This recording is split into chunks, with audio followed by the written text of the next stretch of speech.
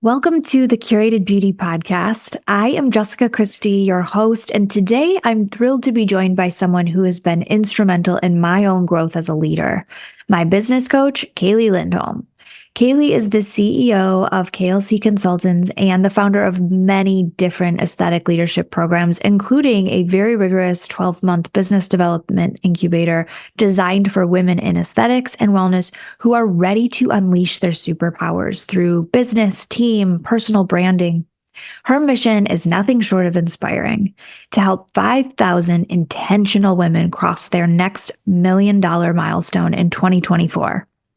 In today's episode, Kaeli and I dive into what it means to evolve as a leader, moving from version of insert your name 1.0 to 2.0, 3.0, and beyond.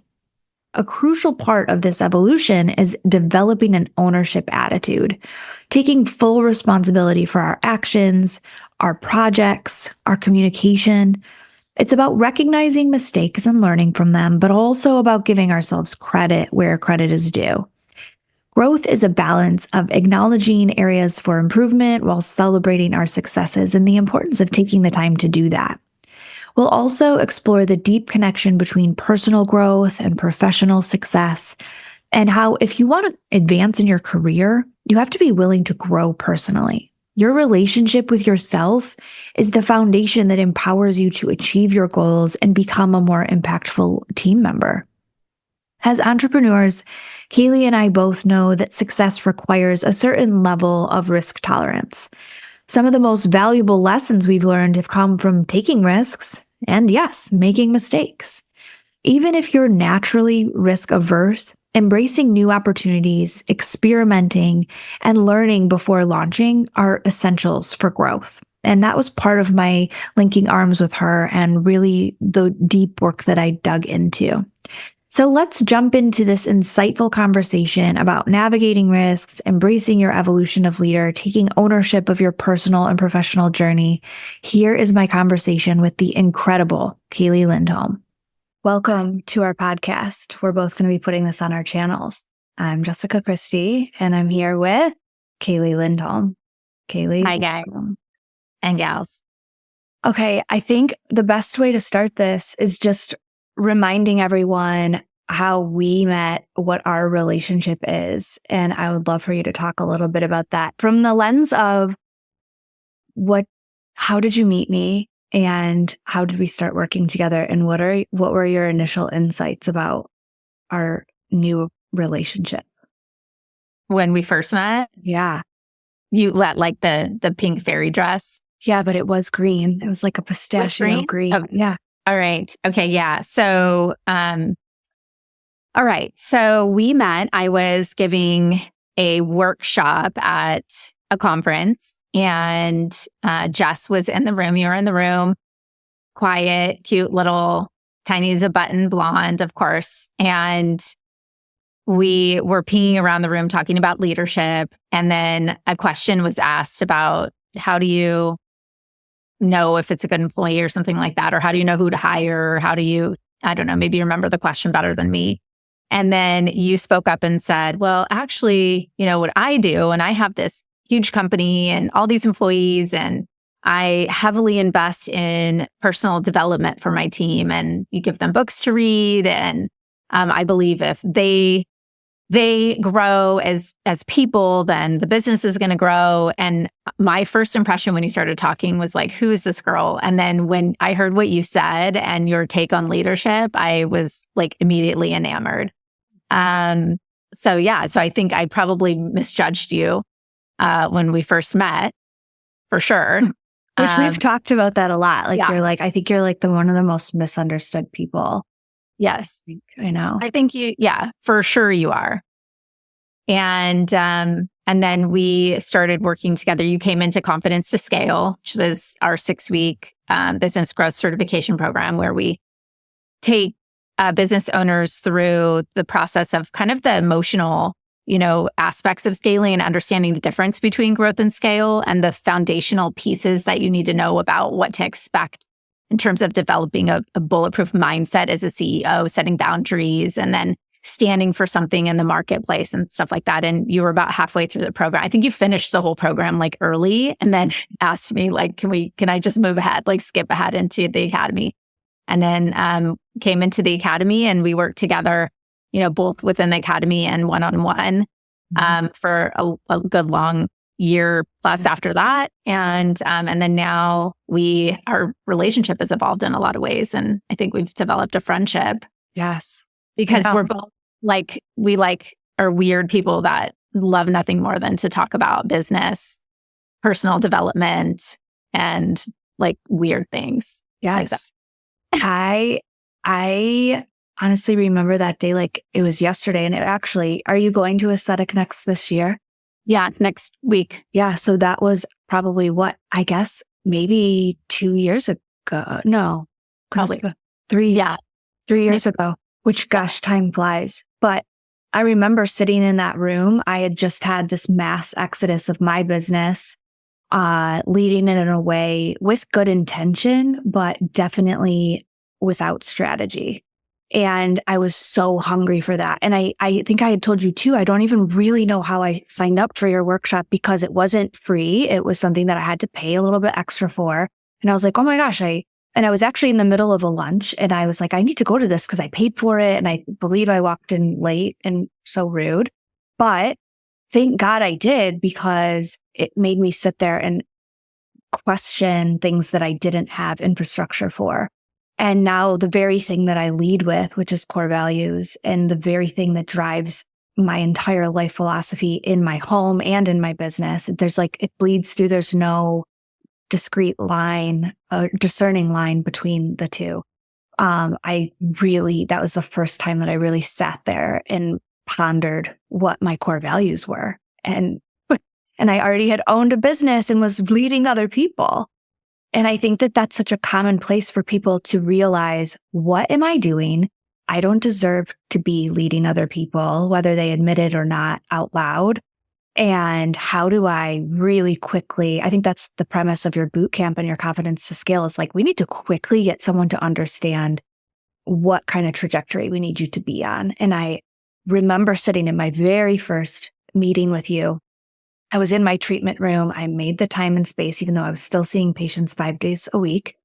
And I put my little laptop on something to try to, prop this up and talk to you. And I remember telling you, I just have a lot of vulnerabilities in my business and I don't even know where to start. And, these people left and I don't know why really yet. And digging into all of that, wow, what a journey it put me on of massive self-discovery and massive brand shaping. And it's something that has now led me to the place where I get to look at what success looks like for me and I get to choose rather than trying to stay afloat.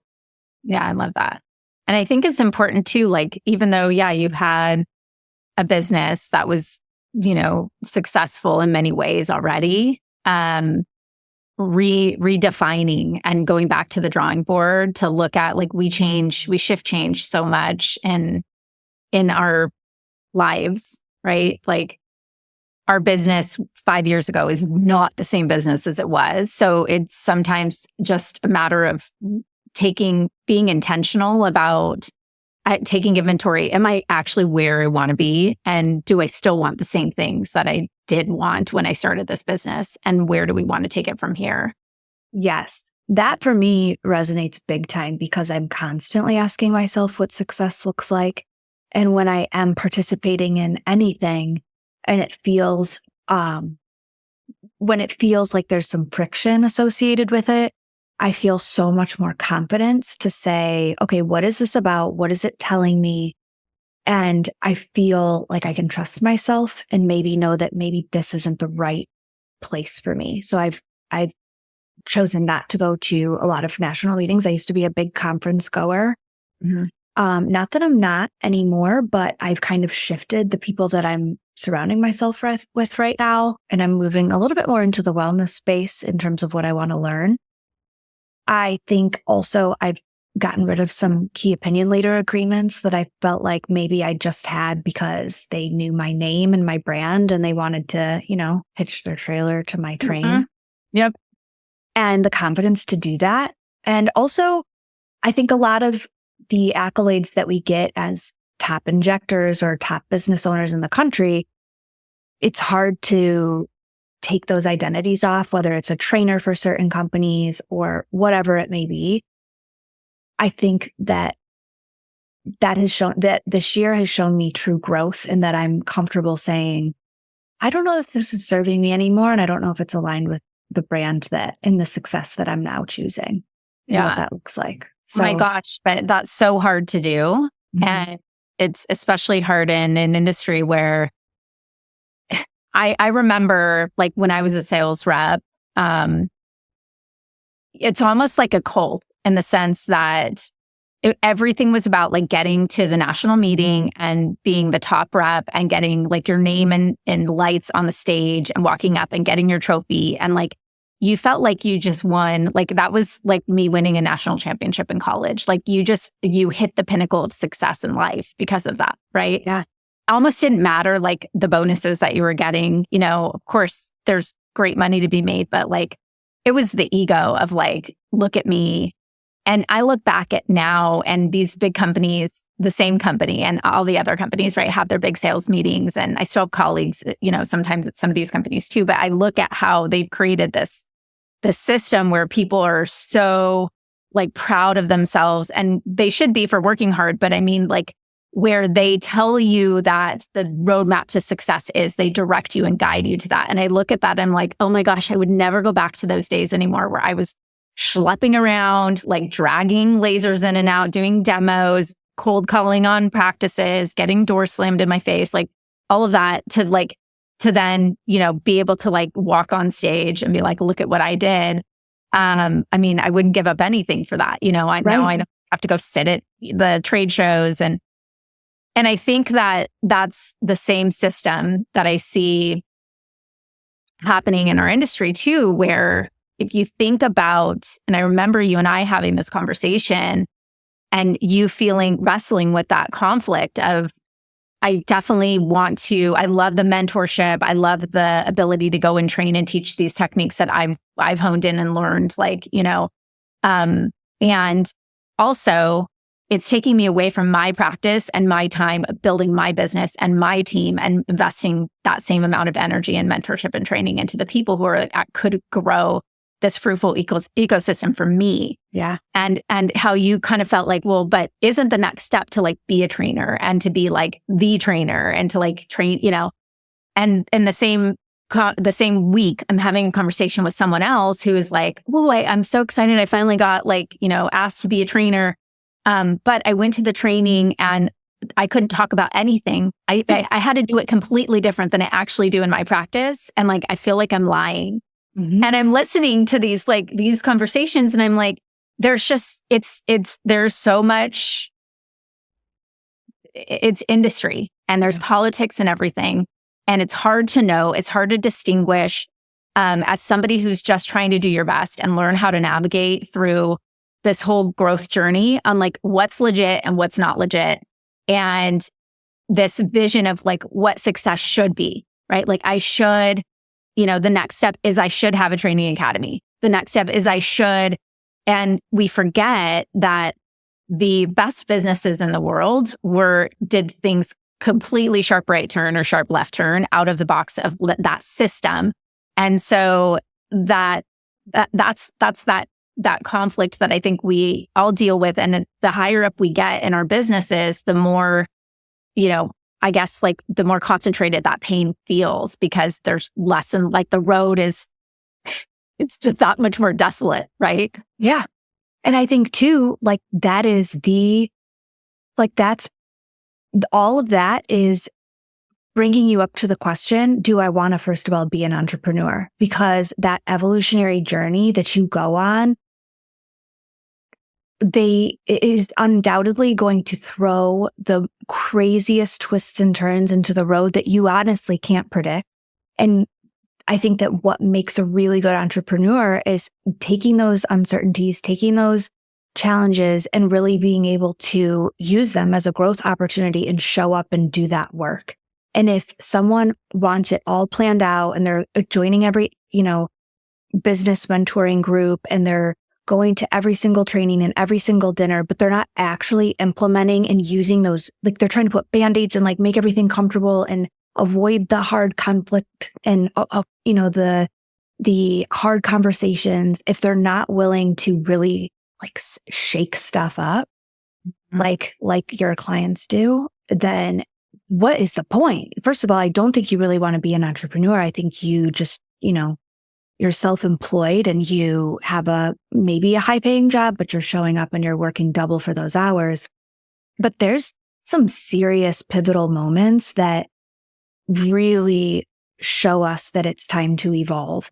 And, when I started my business, I didn't mean for it to be what it is. I just wanted to have something that I was proud of. Honestly, I wanted to be self-employed.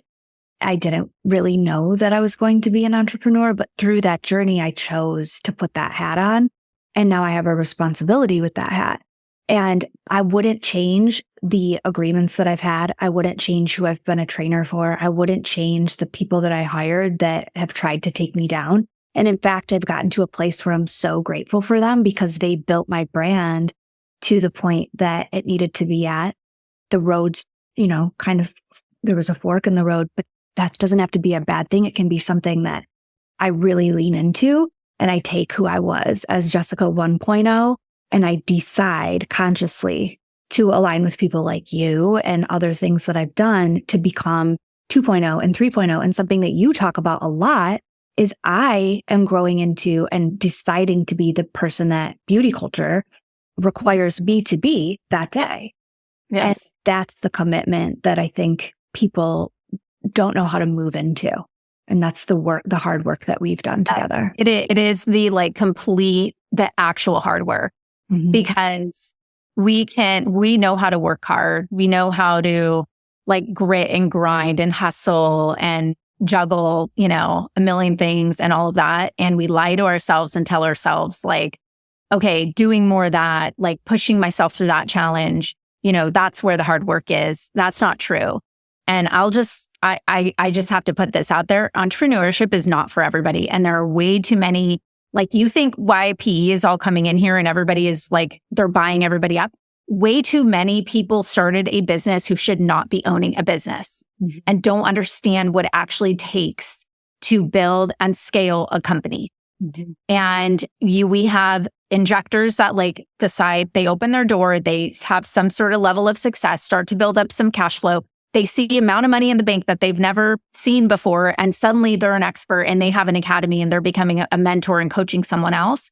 And they've literally not built a real company. And so that's fine. There's a place for everybody, but you have to understand that in order to really, people ask me all the time, how do I be like Jessica? How do I be like Shelby? How do I build you're not going to, I can tell you the answer, but you're not going to be, probably most of you are not willing to do the work. And I see this again and again and again, because let's talk about where that real work is.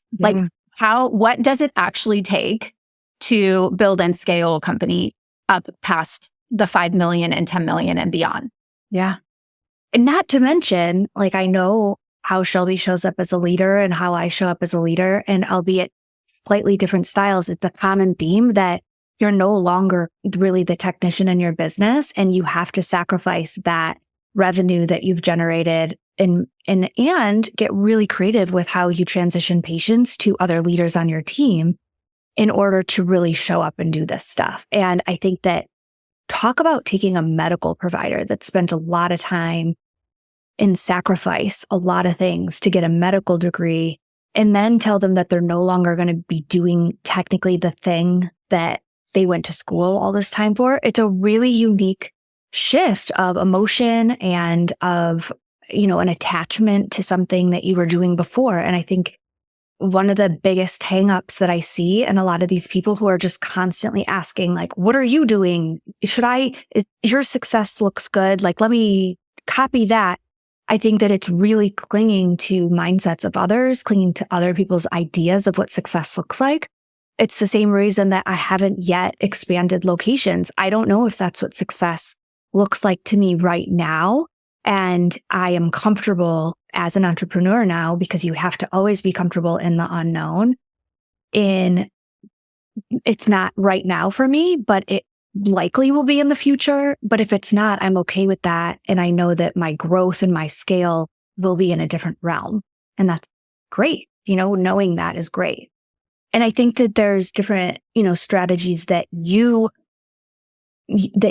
hold space for that help us embrace redefining leadership roles and like those hard questions that are asked. And I think that that's the whole point of Confidence to Scale. Something that I learned while I was in that program was, okay, this isn't just like you don't get to just say, okay, I want to talk to you one-on-one now. Like, it's an evolution of you also getting to know your clients and how you are very selective with who you decide to spend your time with, because you get to do that. You have a really big name behind you now in the space.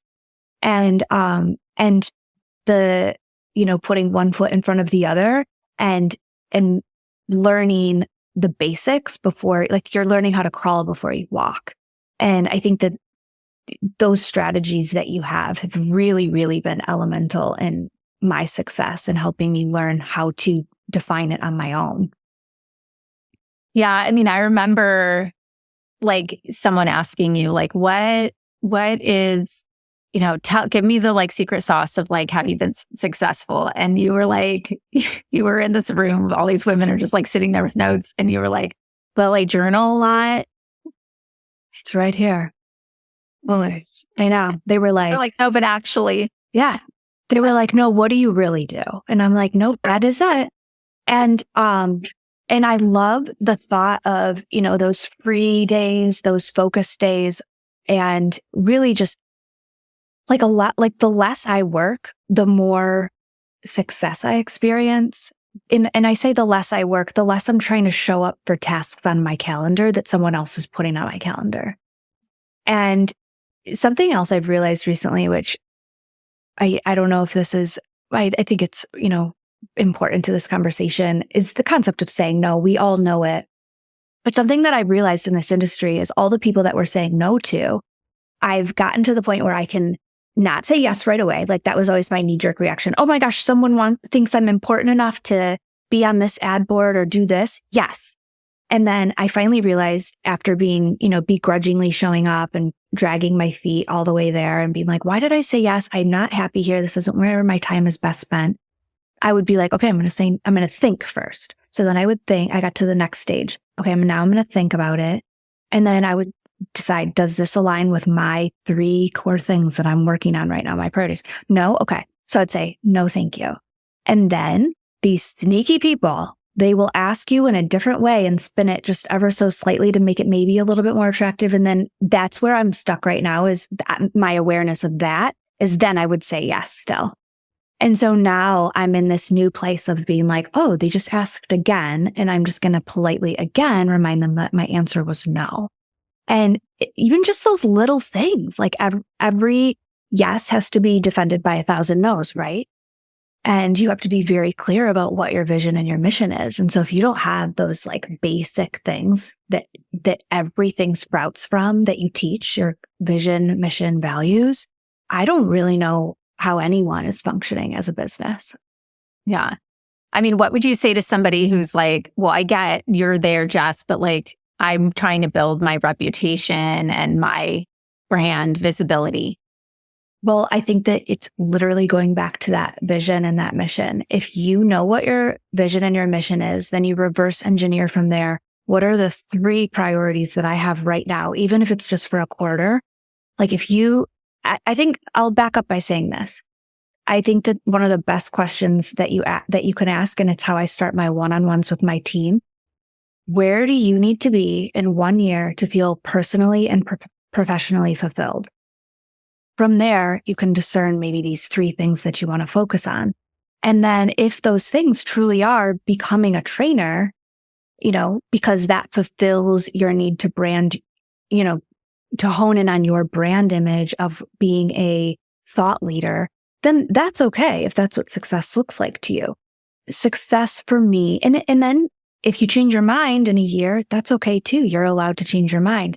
But I think that when someone's trying to get their name out there, it's spending time on your own, really thinking about what success looks like to you, and then strategically moving the ball that way. Because if you show up and you lead other people and you're investing in other people over your own career, then you are going to have this army of people behind you that will not let you fail. And they're going to be, like, talk about leads. They're going to be these leads behind you that are speaking your culture, singing your praise. Referring to your team members. Yeah, your team members. Yes. So let me back up. If this person is saying, well, I need to get my name out there and I need to create my brand, the best thing that you can do is develop the people on your team, because you then have this army of people that is fully bought into your vision. And by the way, not because you financially incentivize them. I think that that's a big misnomer. And it's something that I fell into, a trap that I thought, if I pay people the most and I just don't tell them what to do, then who would ever leave me? And that those toxic people that I had working for me that I was paying the most and I couldn't tell them what to do, those were the people that were driving all the other people in my business away that actually believed in what I wanted the vision to be. And so if you are only thinking about financial incentives for these people on your team, that is definitely another thing that you want to look at. And that's something that you asked me. You said, when I was struggling with having to redefine some comp plans and really streamline things, to make it just fair across the board and to be really clear about what we're measuring, you said, do you think that people only show up for your business because of what you pay them? And I was like, oh yeah, that's such a good point. And if they do, is that the kind of person that you want on your team?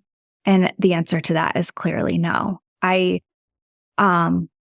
learned so much from being a leader. And I think that I don't know if I shared this with you or not, but I have my dog right now, Frankie, who's still somewhat of a puppy in service dog training.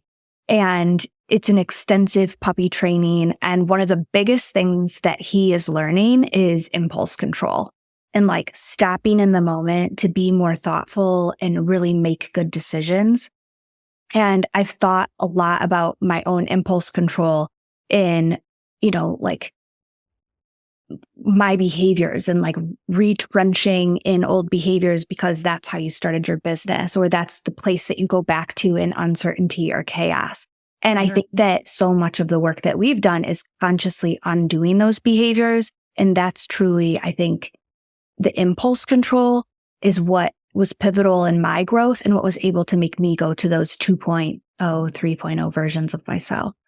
Well, it's the stuff between the lines. Mm-hmm. And that's why I think, like, if it was all about your data, right? And you just crunched numbers and you looked at your dashboard and you saw where you had weaknesses, you knew where you needed to like cut and pivot and double up and all of that, right? Like any tactic in business, I get asked all the time, do you have an SOP for this? Do you have a script for this? Do you have a 10-step plan for this? Mm-hmm. Sure. I have anything you could want.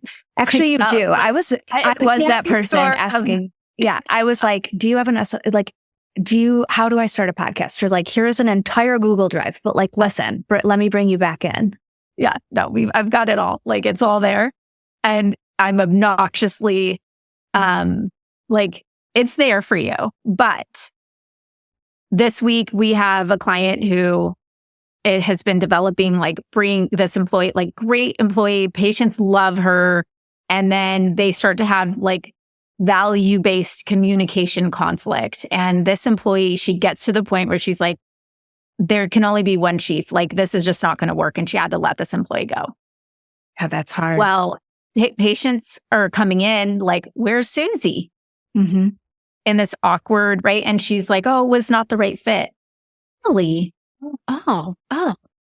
And now imagine you sitting on the other side of that and the thoughts that are going through your mind and the meaning that you're putting behind the fact that this great employee that everybody loved and that you took the time in to develop and that you was a representation of your brand and now is a reflection of the fact that you couldn't make it work and keep them around and what you're telling to yourself, right? So there's no phone script that's going, or any script for that matter, that is going to help you navigate through those emotional, that worthiness and the validation that you feel as a leader and as a CEO. You have to just go through that. Mm-hmm. And the conversation of, well, what's the problem with it? Well, it's an uncomfortable pause.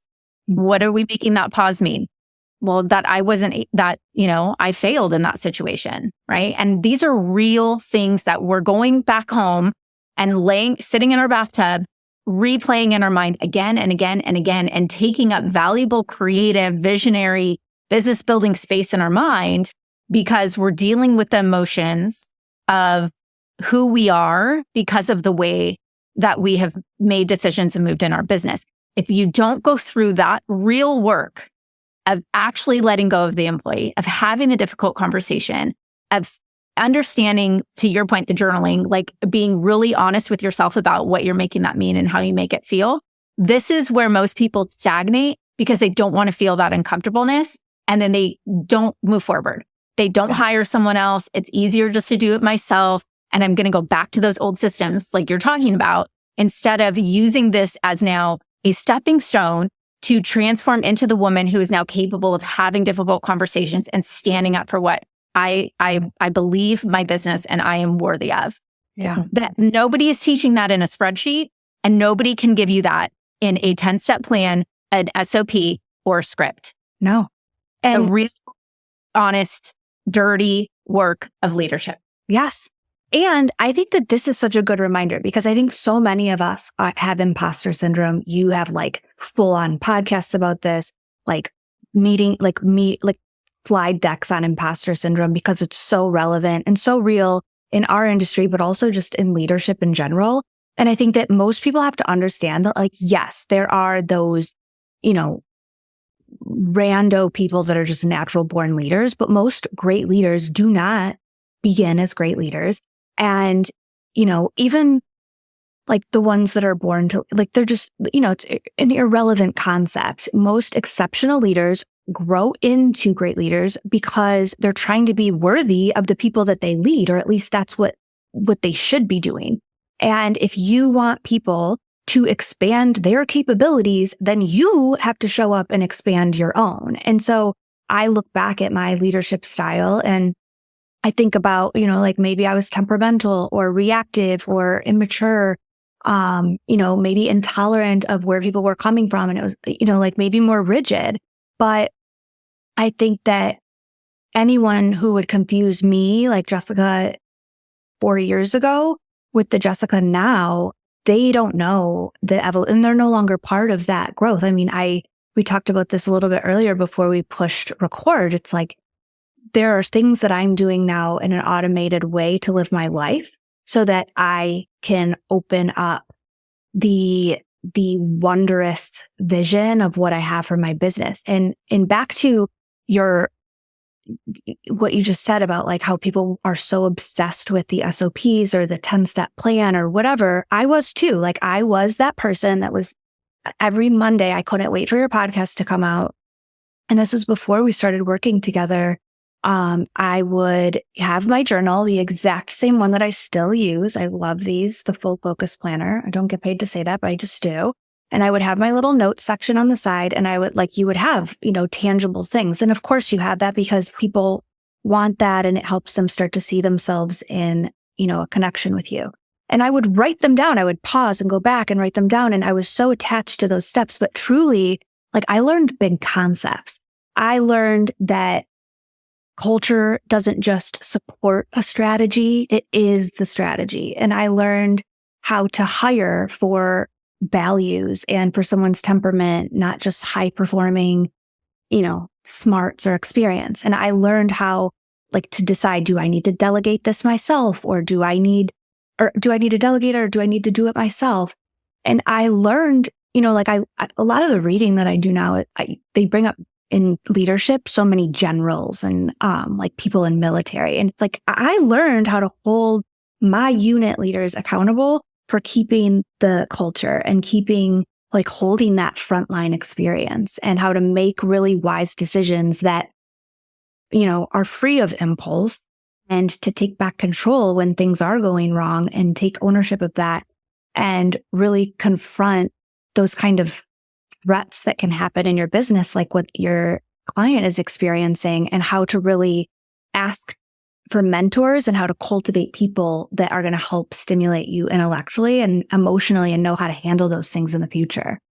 Absolutely. Well, to that point first, I literally was like, this is why she's plugged into something like a program like this, and like to put me aside, like just have a room of women that can like help her navigate through that in real time, right? When you go through that kind of stuff.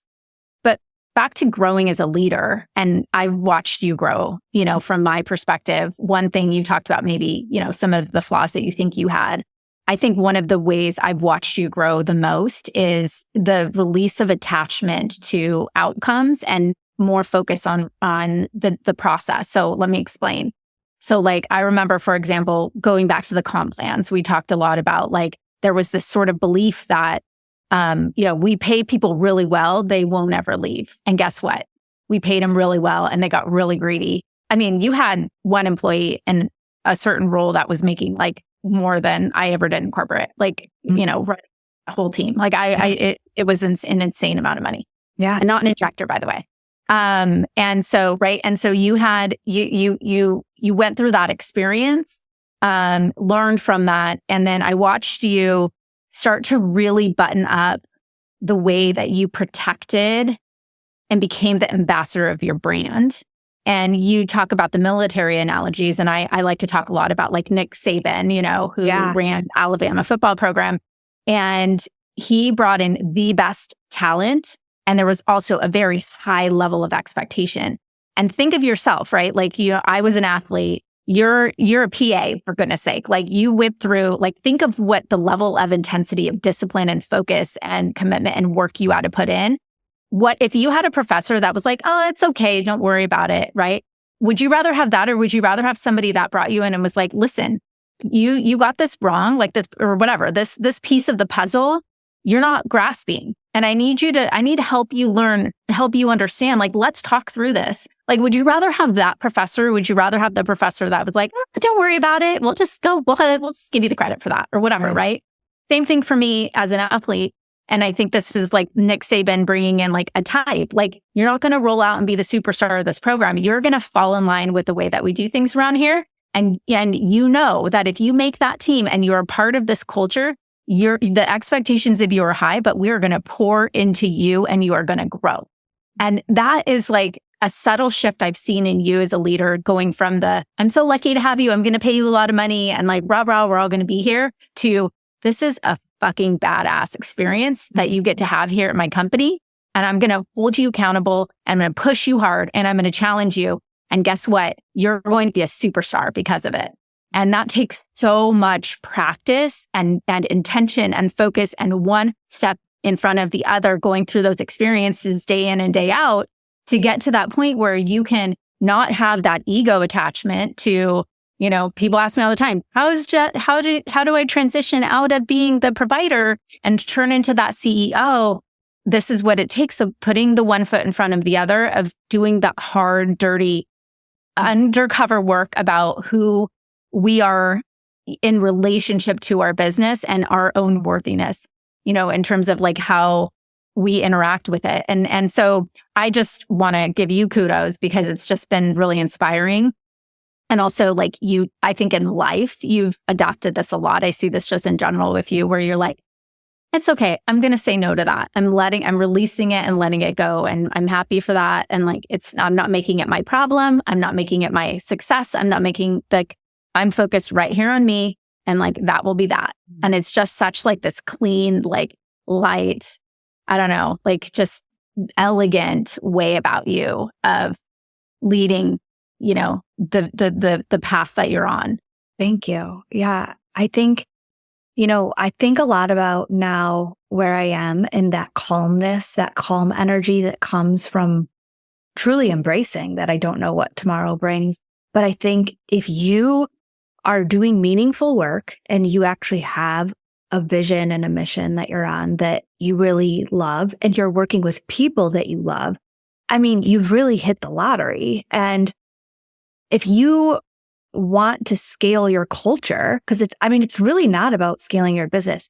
If you take that same culture into any other That's a good business, point. like I was thinking about that this morning. I was reading this morning and thinking, man, like the lady, like Xerox was about to go under and they hired this, or I think they promoted the CEO and like this woman to be CEO of the company, and she didn't focus on like, okay, these are the strategies we need to put into place. She focused on the culture and the core values and like the journey from a company just going from like I was doing really well when I was in this bad place. It wasn't like my company was going under, but in order to move it to one that endures all of the hardships with ease and with that calm energy, that is investing in the pipeline of all the right leaders that are underneath you. And it's like that detaching from what's my career all about to how am I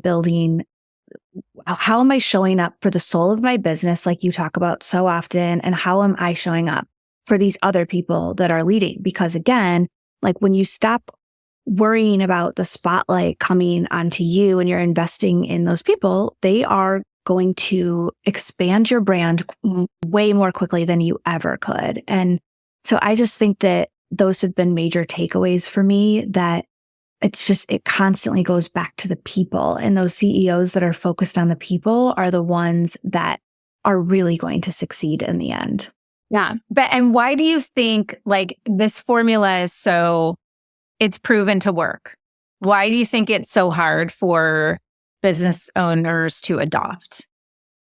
I think that there is fear in releasing the control, because the reality is most of us are very, very controlling of our setting, of ourselves, how we live our lives, our relationships.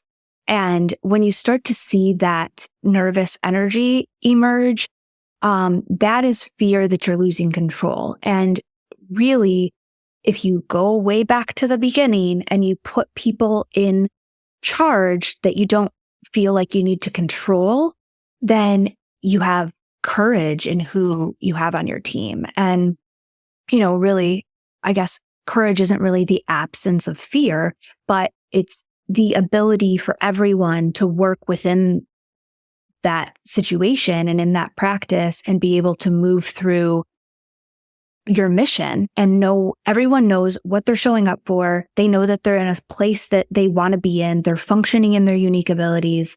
And if you have that, you don't need to control people, and therefore you can let go and let all the great things happen. But I think that the biggest reason is control.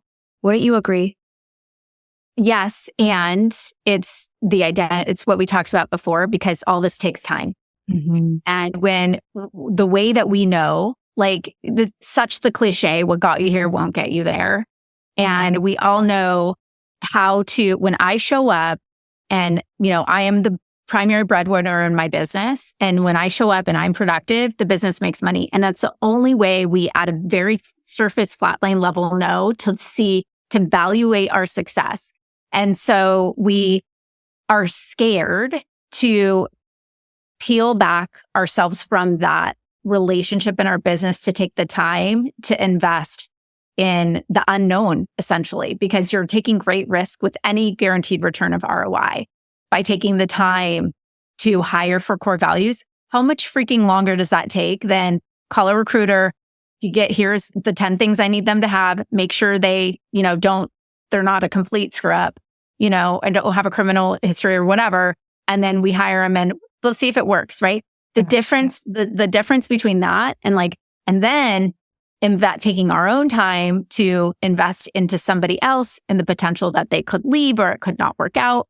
You're just it is back to that courage. Like it's just the faith in making that transition to believing that the value that we bring as a leader into building the ecosystem through people is ultimately way more fruitful than just what I am able to accomplish and the impact that I make as a service provider. And the same thing for me, right? And as a coach is building the business and the company.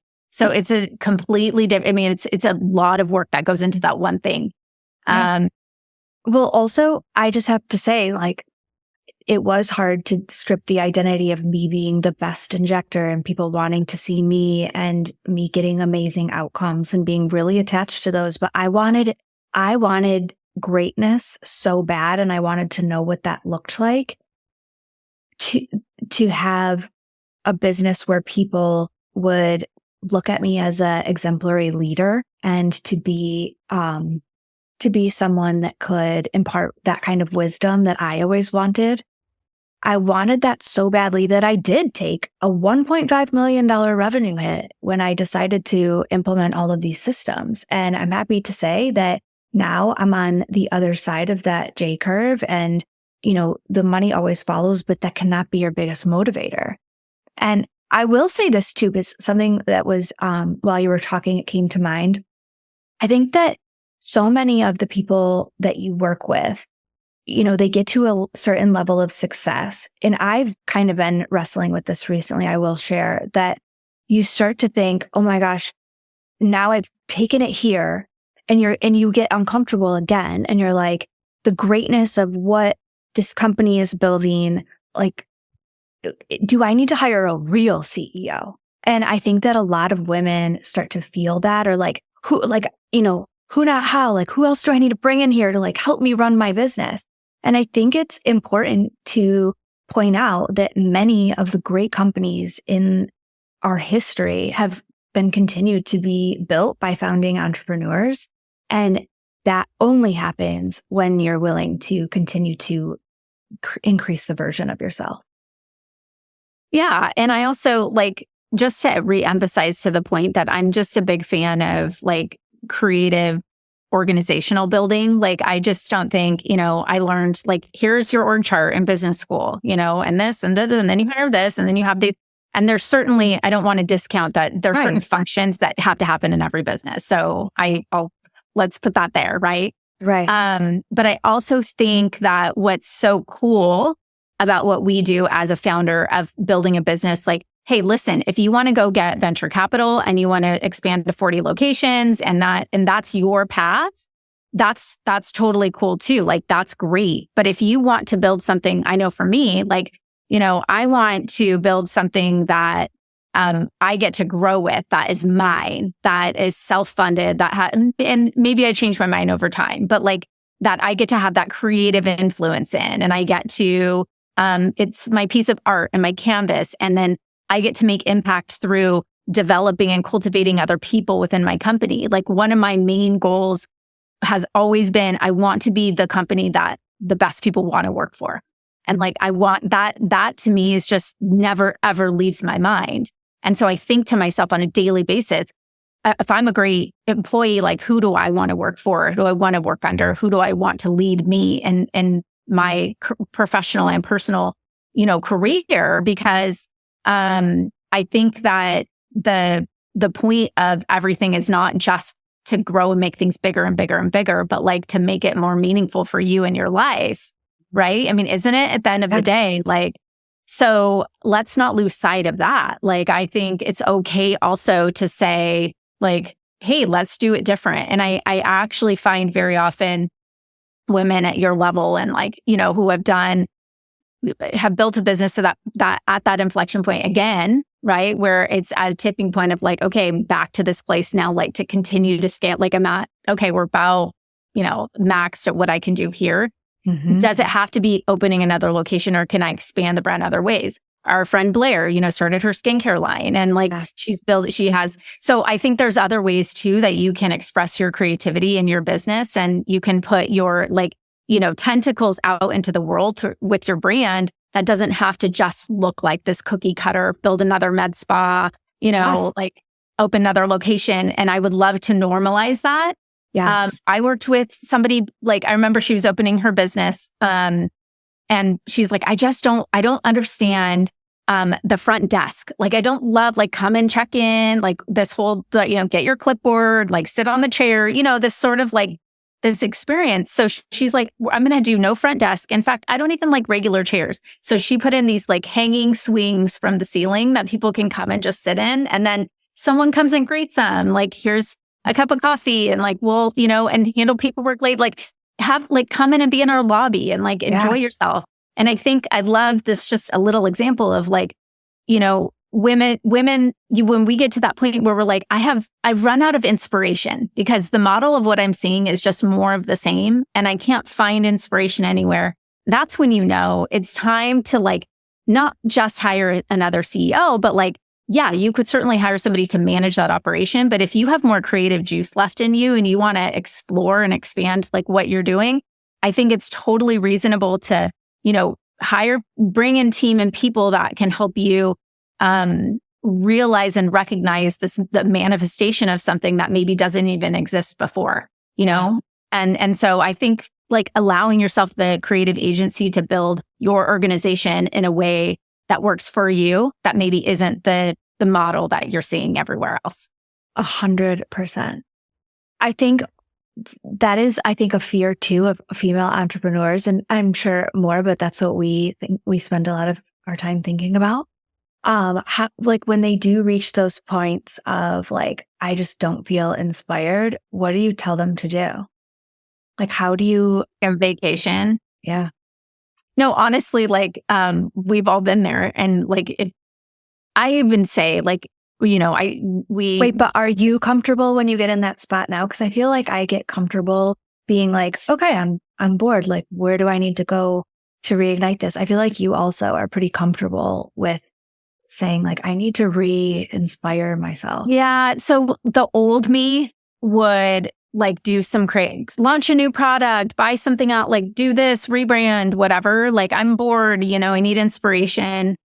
The new me goes back to reorient around my mission and my core values. And honestly, I go inside. Like I try to really not ideate out of boredom, but I instead build the business out of the needs that that my customers have. So, an example is like voice of impact. And again, like building that through recognizing talents in, a team member that we had that were like completely underutilized. Like we didn't even like, oh my gosh, we uncovering gold, and marrying that experience and knowledge and expertise that, Krista has as an example, having been on stages and as an actress and model, and then seeing we have all these clients that are wanting to build their thought leadership on stage, like build that. So like bringing in things and kind of finding creative experiences within the infrastructure of the business that we already have versus just trying to like go think of something else. Mm-hmm.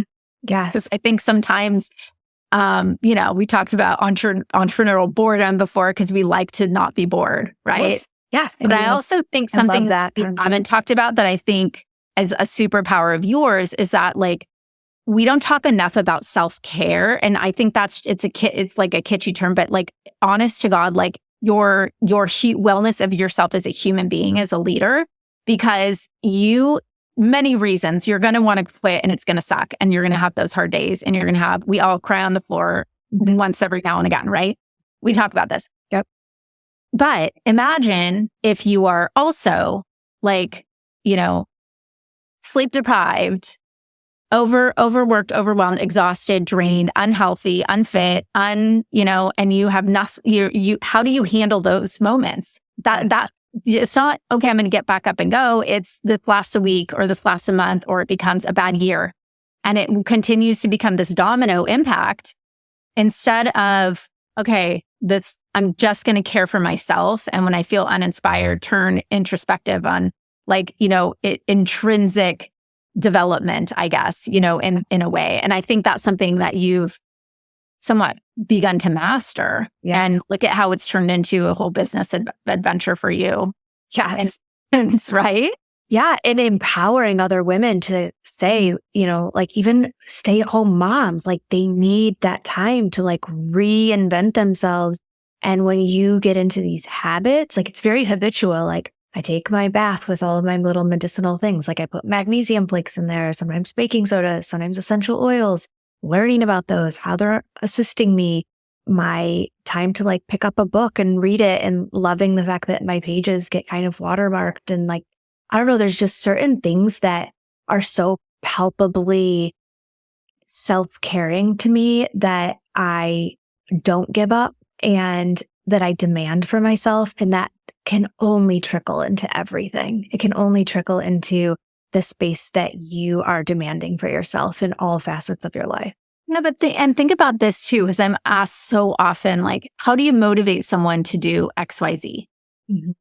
And the answer to me is always like, be a role model for them. Like, show them like what motivates you. Yeah. Oh my gosh. Well, I'm really like being inspired by somebody, being empowered by somebody, seeing like knowing that there's something better and more fruitful for me at the end of this hard time, seeing somebody who can go through struggle and emerge, stronger through that experience. That's your gift as a leader, is to be able to be that kind of role model for the people that you surround yourself with and that you employ so that they can show up. Don't you want your team members to like not be hanging around eating Twinkies all day, but taking care of themselves too? Yes. Yes. 100%. They deserve that. Yeah, absolutely.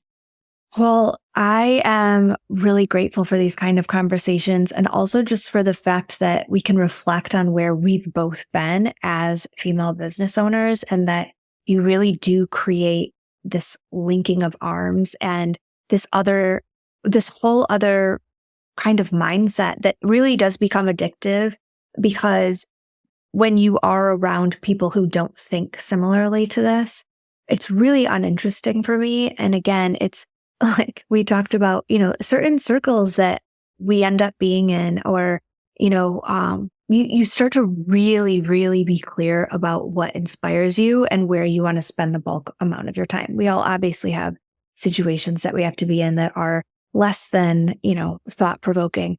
But when you're choosing how to spend your time, it is really refreshing to know that there are women that are so supportive of other alpha females and that are building them up. And so I'm just so grateful for our continued friendship beyond what we've done together as business. Same. I remember a mentor of mine used to tell me, game knows game. Mm-hmm. And I think about that a lot when I see somebody who's just like, I don't know, there's just a synergy that you have when you think, you have those kind of like-minded, productive thoughts about like becoming a better human being, And so I don't know if anyone's listening to this and like, I need to be, have more of those conversations and experiences, let us know, because I think it's a gift. Like I have found it to be a gift to be able to tap into like these kinds of thought-provoking moments. Yeah, for sure. Well, and also like someone who kicks your butt a little bit too. Like, thought about this, right? It's nice. Yeah. I mean, those one-on-one meetings where we would show up, I would show up too. And I knew that like, you'll get a look in your eye, like you will, Kaeli, like that. I know that a hard question is coming, but I started to really look forward to embracing those, because those are the thought-provoking and life-changing questions. Yeah, for sure. And where's my SOP? Right. And don't forget, you're for sure walking away with 3 PDFs of SOPs and slide decks on how to implement them. Oh my gosh. Well, obviously in my show notes, I will have ways to connect with you and your team for people that are just like, I think that this is what I need in my life. Sounds good. I love it. Thanks, Jess.